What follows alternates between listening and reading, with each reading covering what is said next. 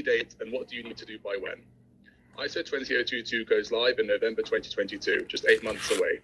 In order to use this, you must have the latest version of Swift Alliance installed. If you're running your own Swift infrastructure, this is something that you need to do yourselves, or if you're connecting through a third party like a service bureau, please make sure you contact your bureau and ensure they are using the latest version of Swift Alliance. Between November of 2022 and November of 2025, Swift will support both FIN and ISO messages in what is being called the coexistence period.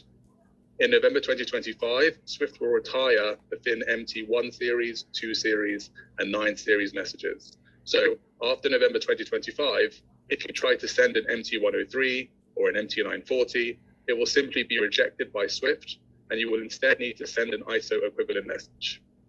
Now, some of you might take away from this that the migration deadline is November 2025, but that's not quite right. And that's because there's a very important distinction between sending messages and receiving messages.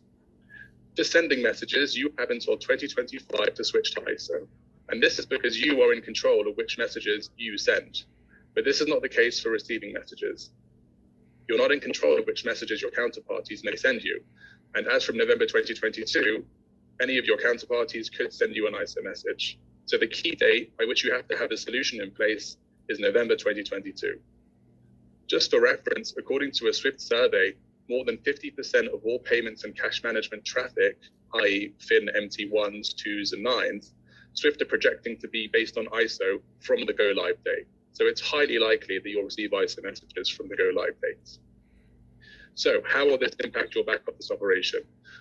Well, most Swift connected banks are on STP today, whereby Swift messages, be they sent or received, are integrated with their core banking applications. So you should be aiming to do exactly the same thing under an ISO standard. If you're not already running mostly STP, please contact us. We can certainly help you there too. But one of the key dependencies for ISO is whether your core banking system can support ISO messages. If you haven't already inquired with your application vendors, please do so as soon as possible. You may also want to begin contacting your key correspondents and asking them about their own plans to adopt and start using ISO. Just to share our experience with you, having spoken to many banks already, some vendors are ready to support it today, and others are working on supporting it in a future release. But the most common feedback we've got from our customers and partners is that the application vendor is ready to support ISO 20022, but it requires the customers to upgrade to a new version first.